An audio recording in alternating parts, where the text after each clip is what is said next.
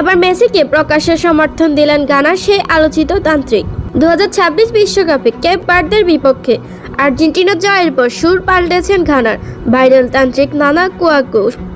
শেষ 16তে মিশরের মুখোমুখি হওয়ার আগে তিনি লিওনেল মেসির প্রতি প্রকাশ্যে সমর্থন জানিয়েছে। এর আগে ভবিষ্যৎবাণী করেছিলেন যে আর্জেন্টিনাকে টুর্নামেন্ট থেকে বিদায় করবে কেপ ভার্দে, কিন্তু সেই ভবিষ্যৎবাণী টেকেনি।